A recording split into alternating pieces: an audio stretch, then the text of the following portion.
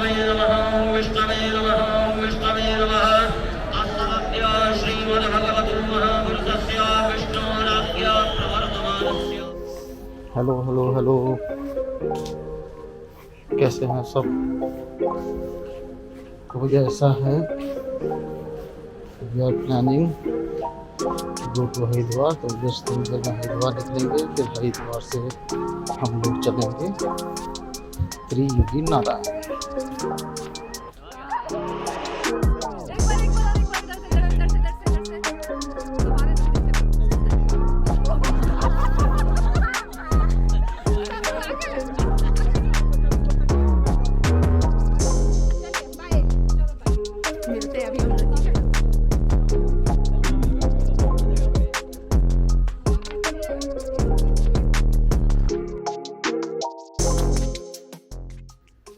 Important advice for all, जब भी आप किसी लंबी यात्रा के लिए या किसी जर्नी के लिए आप निकल रहे हैं ऑन रोड ट्रिप, तो एक चीज़ का हमेशा ध्यान रखें कि अपनी गाड़ी की सर्विस कभी भी 1-2 दिन पहले ना करवाएं। एटलीस्ट आपकी जर्नी और सर्विस में 1 हफ्ते का गैप रखें, 1 हफ्ते या 10 दिन का गैप तो ज़रूर रखें। इसका मेजर रीज़न ये है कि जब भी आप अपनी गाड़ी की सर्विस कराते हैं या फिर कोई भी नया पार्ट चेंज कराते हैं, कभी सामने क्लच प्लेट चेंज करवाई है, अपने टायर्स चेंज करवाए हैं या फिर आपने अपना ब्रेक सिस्टम चेंज कराया है, तो उसकी कंपैटिबिलिटी व्हीकल के साथ या उसका जो परफॉर्मेंस है वो आपको देखने के लिए टाइम होना चाहिए, उसको रियलाइज़ करने के लिए टाइम होना चाहिए। आपने कुछ चेंज करवाया, बाई चांस समझ लीजिए उसमें कुछ और प्रॉब्लम निकल के आ गई, तो अगर आपने इमीडिएटली करवाया 1-2 दिन के गैप में करवाया, तो फिर आपके पास टाइम नहीं होगा कि आप उसको रेक्टिफाई कर सकें और फिर आपको जर्नी में प्रॉब्लम्स आ सकती हैं। तो हमेशा इस चीज़ का ध्यान रखना बहुत ज़रूरी है। दूसरी चीज़ ये है कि हमेशा अपनी गाड़ी में एक सेल्फ रिकवरी किट रखना ज़रूरी है, जिसमें मिनिमम रिक्वायरमेंट एक एयर पंप की और एक पंचर किट होना बहुत ज़रूरी है। मतलब ये चीज़ आप हमेशा रखेंगे तो एटलीस्ट किसी भी हाईवे पे बाई चांस अगर कोई आपके टायर में कोई इशू आता है, टायर फ्लैटन होता है, तो एटलीस्ट आप खुद उसे रेक्टिफाई कर पाएंगे।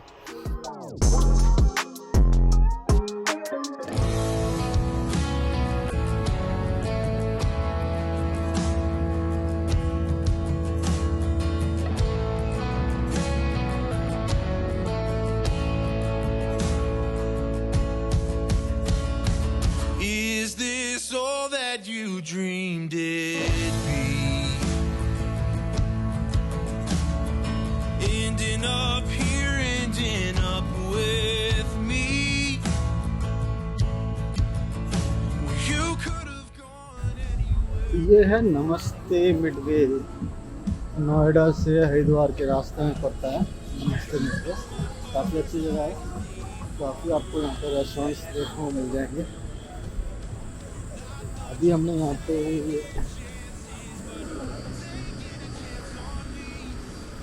ये रेस्टोरेंट है, इसका नाम है नवेद्यम। काफ़ी अच्छा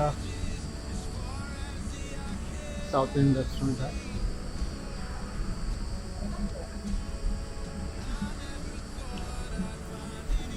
कभी इस रास्ते पर अगर आप आएँ तो आप इसे ट्राई कर सकते हैं। यहाँ पे मैगी है, फुर्सत है, मतलब हर तरह की कुजीन आपको यहाँ मिल जाएगी।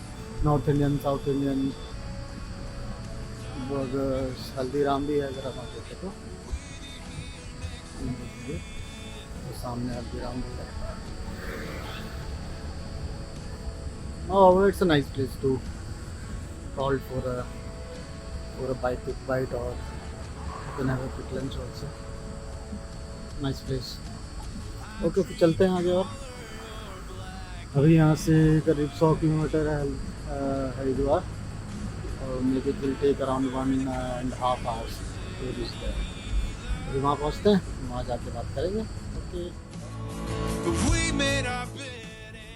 किसी भी लॉन्ग जर्नी से पहले अपने टायर्स चेक करना बहुत ज़रूरी है। जैसे मैंने अपने योकोहामा वाले वीडियो में भी जब मैंने अपने टायर चेंज करवाए थे अपने टीवी के, तो उसमें ही मैंने मेंशन किया था कि जब भी आप टायर चेंज कराएं तो अच्छे टायर होना बहुत ज़रूरी है। दूसरा, टायर टाइम पे चेंज कराना बहुत ज़रूरी है।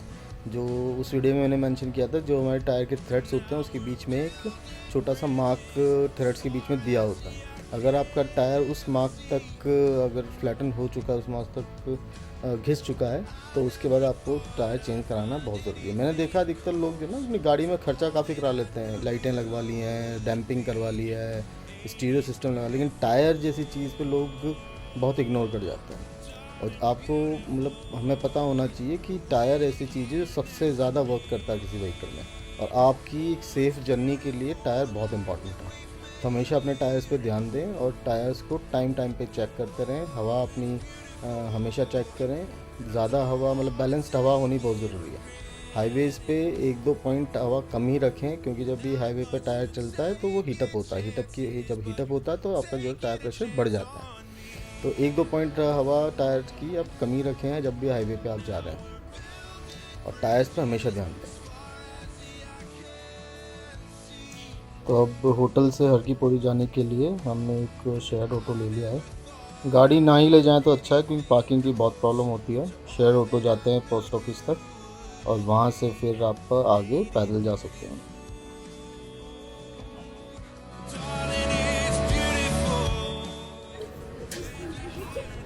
कहाँ जा रहे हैं हम? हाँ? कहाँ पे? हरिद्वार में तो है हम। अब कहाँ जा रहे हैं? गंगा जी के पास।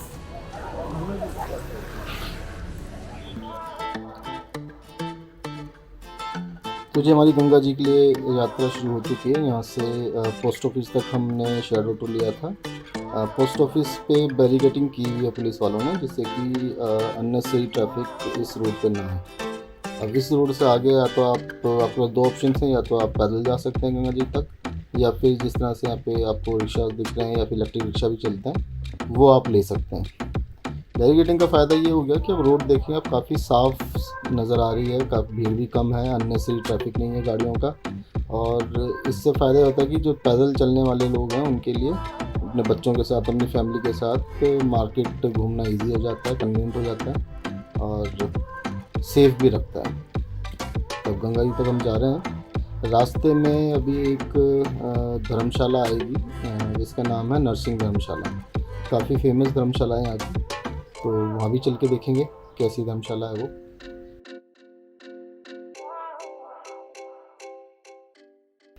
ये सामने आपको धर्मशाला नज़र आ रही है, जो बिल्डिंग नज़र आ रही है, क्या है, यही है वो नरसिंह धर्मशाला।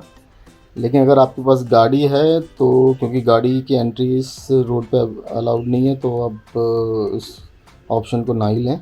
वैसे तो ये धर्मशाला वाले आपकी गाड़ी लगवा देते हैं, लेकिन रात के 9 बजे बाद और सुबह 7 बजे से पहले आपको गाड़ी यहाँ से बाहर निकालनी पड़ेगी, क्योंकि इस टाइम पीरियड में नो एंट्री होती है इस रोड पे। वैसे दिखने में ये धर्मशाला काफ़ी बड़ी है, काफ़ी सुंदर भी लग रही है। अभी अंदर चल के देखते हैं किस टाइप कैसी धर्मशाला है।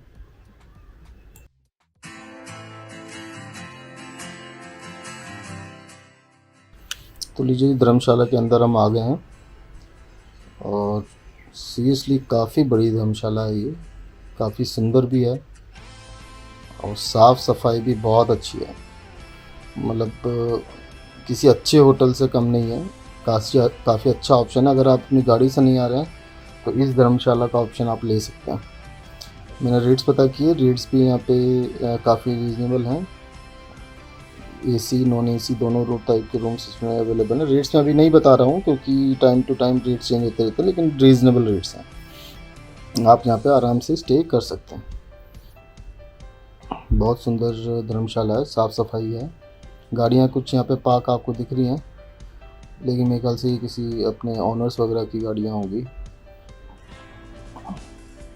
बहुत सुंदर धर्मशाला। अब दूसरा ये है कि अपने हर की पौड़ी के बहुत पास है, तो आपको गंगा जी जाने में भी कोई परेशानी होगी, कोई और आपको कन्वेंस लेने की ज़रूरत नहीं है। डायरेक्टली यहाँ से आप पैदल विदिन 15 to 20 मिनट्स वॉक है, आप जा सकते हैं।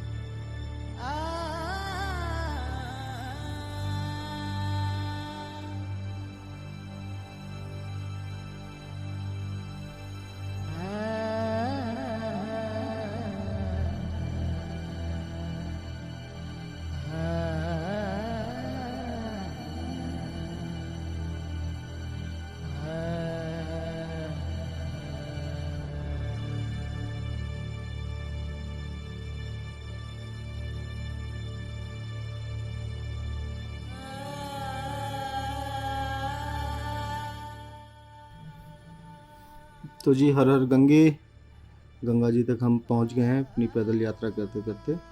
हमें करीब 15 से 20 मिनट लगे हैं यहाँ तक पहुंचने में। काफ़ी अच्छा नज़ारा है। आज भीड़ थोड़ी कम है पहले के मुकाबले, लेकिन फिर भी आप अपने सभी परिवार वालों का ध्यान रखें, स्पेशली बच्चों का ध्यान रखें, क्योंकि यहाँ हम चल रहे थे वहाँ ऑलरेडी अनाउंसमेंट चल रहे थे, बड़े बड़े लोग तक अपने परिवारों से बिछड़ गए थे। तो बच्चों का स्पेशली ध्यान रखें यहाँ पे चलते समय। अच्छा, दूसरा एक चीज़ और मैं स्पेशल आपको बताना चाहूँ कि अधिकतर लोग जो है जैसे ही गंगा जी दिखते हैं वहीं अपना स्नान का प्रोग्राम बना लेते हैं। जैसे अभी आपको दिख रहा है राइट हैंड साइड पे, यहाँ पे स्नान का प्रोग्राम बना लेते हैं। लेकिन जो मान्यता है उसके हिसाब से आपको जो स्नान है वो हर की पौड़ी पे करना चाहिए, या फिर आप अपस्ट्रीम में करें। अपस्ट्रीम का कहने का मतलब यह है कि अभी जब हम जा रहे हैं, सामने जो आपको पंडाल दिख रहे हैं, इन पंडालों में आपका अस्थि विसर्जन का की क्रिया होती है। तो अस्थि विसर्जन जहाँ होता है उसके डाउन स्ट्रीम आपको नहाना नहीं चाहिए। जो मान्यता है यहाँ पे, हमेशा जब भी आप स्नान करें अस्थि विसर्जन की से अपस्ट्रीम में ही करें, मतलब उसको आगे की साइड करें।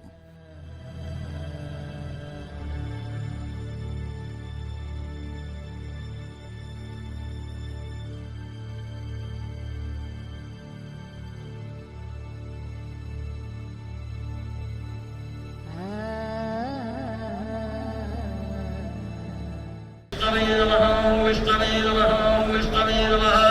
अस्मद्य श्रीमद्भगवतो महापुरुषस्य विष्णोराज्ञा प्रवर्तमानस्य अस्य श्रीब्रह्मणोन्नीतुदीये वरानदे शिरश्वेतवारः कलमे वैवस्वतमनमन्तरे अष्टाविंशतितमे कलियुगे कलिप्रथम चरणे जम्बुद्वीपे भरतखण्डे भारतवर्षे आर्यावर्ते तपसोदयातो वनस्पतिस्तावत्रोतमिनमः सकलानि तपसानि सम्भावाय।